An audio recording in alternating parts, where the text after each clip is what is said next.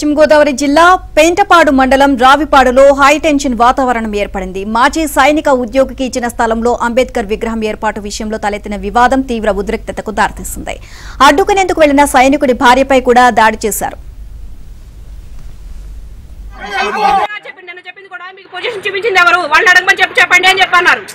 ఈయన చూపించింది నాకు, వీళ్ళని అడగండి, డిపార్ట్మెంట్ అడగండి. నాకు ఈ ఊరు వద్దు, మీరు వద్దు, ఈ స్థలం వద్దు, నా 8 లక్షలు నాకు ఇన్వెస్ట్మెంట్. రాగుపాడుకు చెందిన పలివెల నగేష్ అనే మాజీ సైనికుడు ఉద్యోగ విరమణ తర్వాత తన స్వగ్రామంలో ఉండేందుకు ప్రభుత్వ స్థలం కోసం అర్జీ పెట్టుకున్నాడు. దీంతో ఆయనకు 3 సెంట్ల స్థలాన్ని కేటాయిస్తూ జిల్లా కలెక్టర్ ఆదేశించారు. అయితే దీన్ని అడ్డుకునేందుకు స్థానికంగా ఉన్న రాజకీయ నేత ఆ స్థలంలో నిర్మాణం చేపట్టకూడదంటూ ప్రభుత్వానికి ఫిర్యాదు చేశారు. ఇంటి స్థలాన్ని అడ్డుకున్న రాజకీయ నేత ప్రోద్బలంతో ఒక వర్గానికి చెందిన వ్యక్తులు అంబేద్కర్ విగ్రహం ఏర్పాటు చేసేందుకు ప్రయత్నించారు. దీంతో వివాదం చెలరేగింది. అంబేద్కర్ విగ్రహాన్ని తొలగించేందుకు వెళ్లిన అధికారులు పోలీసులపై రాళ్ల దాడి చేయడంతో వారికి తీవ్ర గాయాలయ్యాయి. 30 సంవత్సరాలుగా ఆర్మీలో ఆయన విధులు నిర్వహిస్తున్నారు. ప్రస్తుతానికి హర్యానా రాష్ట్రంలో హిసార్ స్టేషన్ లో ఉన్నారండి. ఆయన మొన్న కూడా ఎలక్షన్ టైంకి ఓటు వేయడానికి వచ్చి వెళ్ళారండి. ఆర్మీ కోటలో మాకు 3 సెంట్ల స్థలాన్ని ప్రభుత్వం వారు కేటాయించారండి. ఆ స్థలంలో మేము ఇల్లు కట్టుండగా ఇక్కడ కొంతమంది ఎస్సీకి సంబంధించిన వాళ్ళు వచ్చి నా మీద దౌర్జన్యం చేశారండి. అంబేద్కర్ విగ్రహాన్ని కూడా పెట్టి ఇక్కడ దౌర్జన్యం ఒకవేళ ప్రాబ్లం చేశారండి.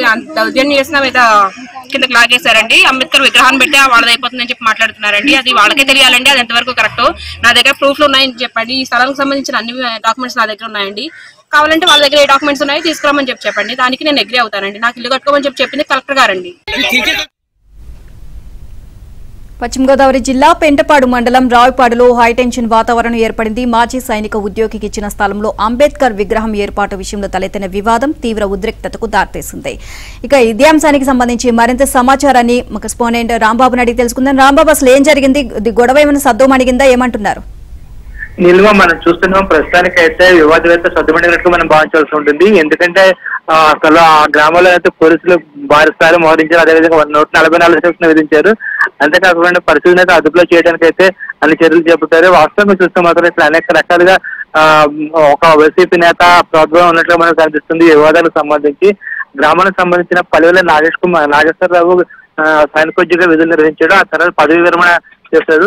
పదవి విరమణ చేసిన తర్వాత సైనిక ఉద్యోగ కోటలో తనకు స్థలం కావాలని చెప్పి ప్రభుత్వానికి అర్జీ పెట్టుకున్నాడు.